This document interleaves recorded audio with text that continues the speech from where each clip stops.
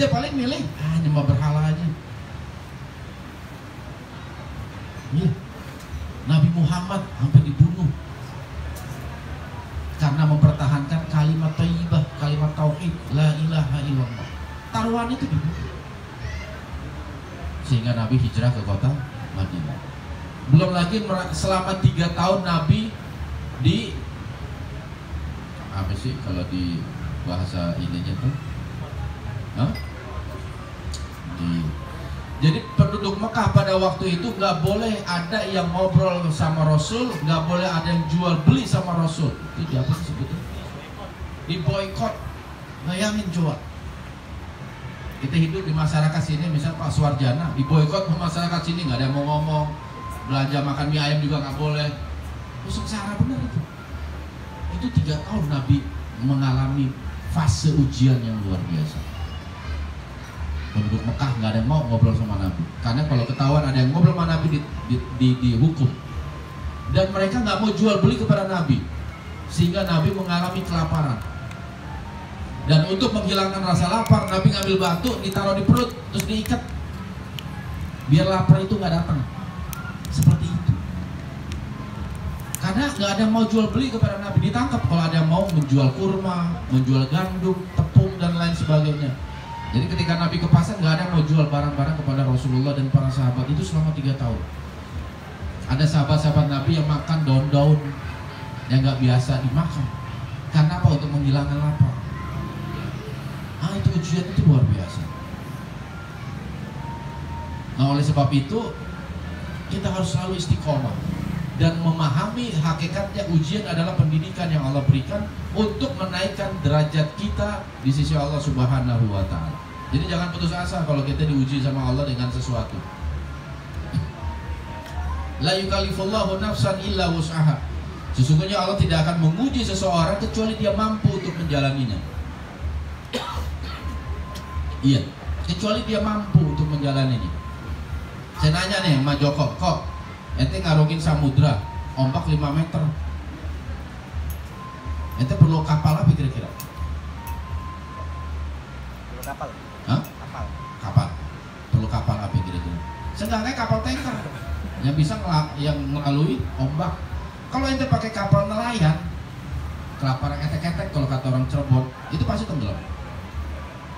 Tapi kalau ente pakai kapal pesiar, itu ombak 10 meter juga dia nggak akan tenggelam.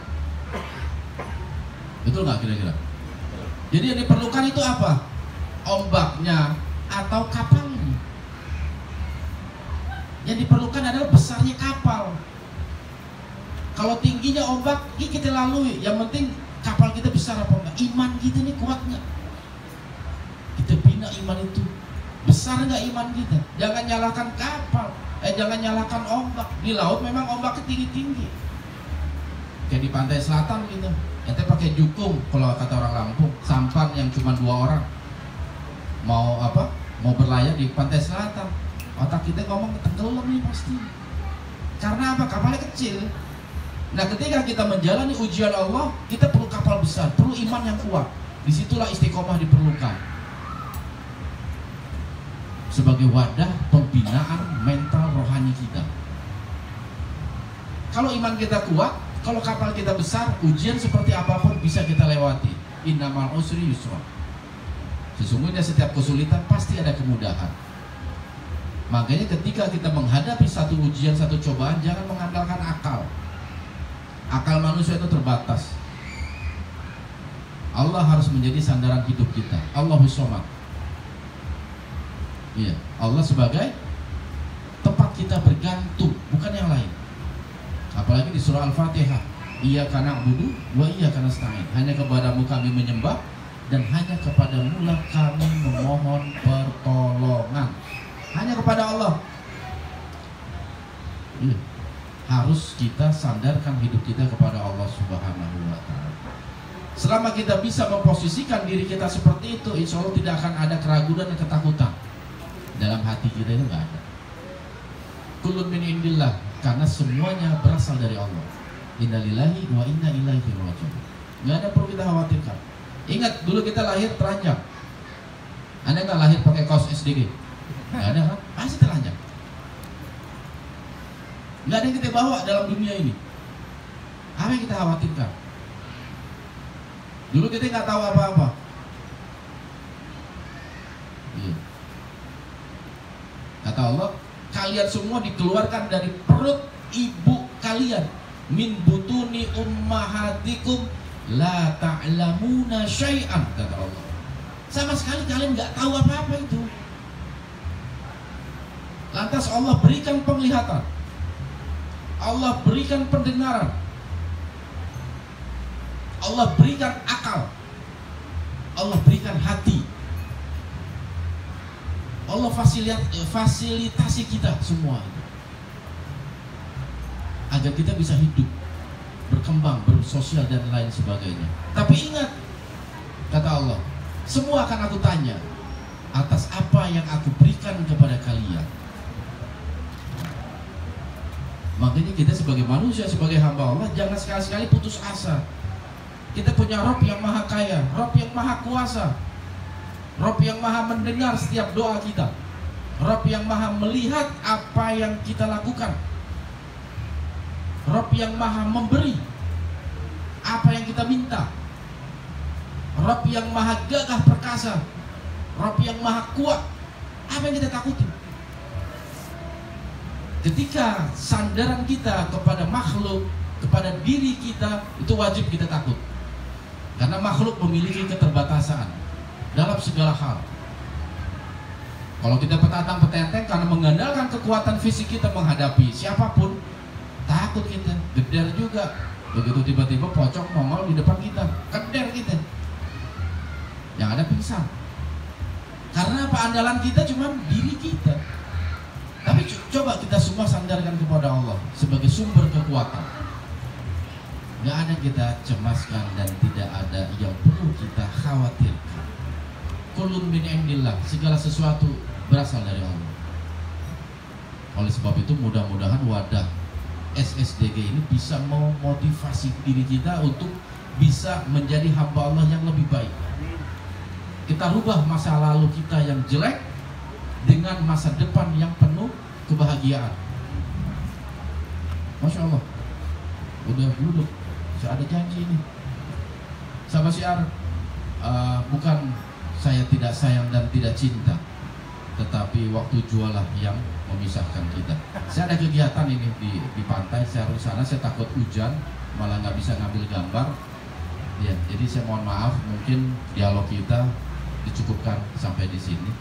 Tapi SDG Jogja nggak perlu khawatir kalau ada kegiatan yang bernuansa kajian Islam, terutama nanti Ramadan, kasih tahu ke Korwil Pusat, kirim surat, ya Yan atau ini Aris, Jogja ini punya kegiatan Ramadan, misalnya buka puasa, taraweh, atau kajian duha, kajian apa, meminta kesediaan Pak Hakim untuk hadir, sampaikan. Insya Allah kalau Allah berikan kemampuan dan kesempatan, saya akan hadir.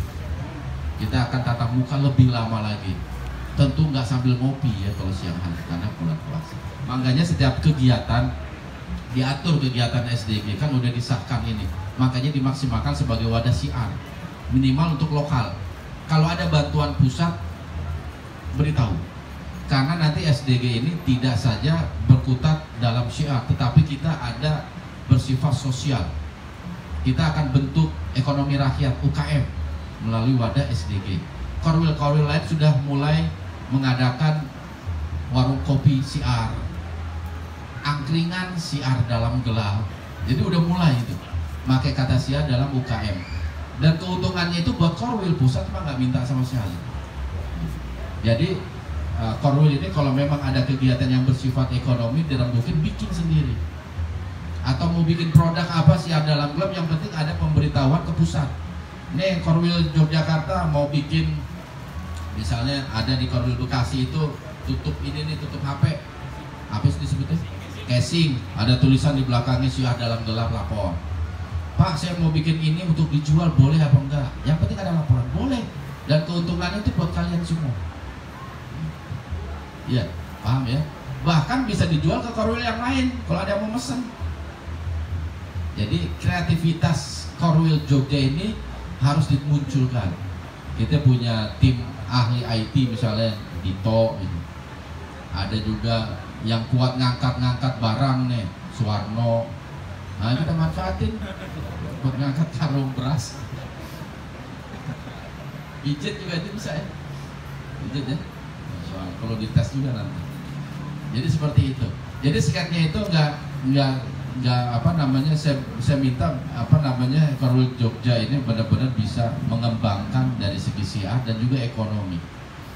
Pak Suwarno misalnya punya home industry yang perlu kita support, perlu kita kembangkan.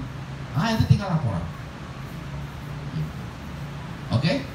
Jadi kreativitas anggota SSDG Korwil Jogja ini saya harap bisa ditumbuhkan agar bisa semakin berkembang. Mungkin itu saja yang dapat saya sampaikan. Sekali lagi saya mohon maaf tidak bisa berlama-lama. Sebenarnya masih kangen dan ingin menikmati alam di seputaran Bendungan Tegal ini. Tapi karena tadi udah dikasih tanda ada petir, takut hujan juga, kita akan berjumpa di lain kesempatan. Ya, mudah-mudahan dengan rahmat Allah, dengan izin Allah, kita bisa bersilaturahmi lagi, kita bisa bertatap muka lagi di lain waktu, dan mudah-mudahan kita semua berharap kepada Allah Subhanahu wa Ta'ala bahwasanya wadah syiar dalam gelap bisa membawa diri kita menjadi hamba Allah yang lebih baik. Hari esok harus lebih baik dari hari ini, dan hari ini harus lebih baik dari hari kemarin. Saya tutup saja. Walafu minkum, mohon maaf atas segala kekurangannya. Wassalamualaikum warahmatullahi wabarakatuh.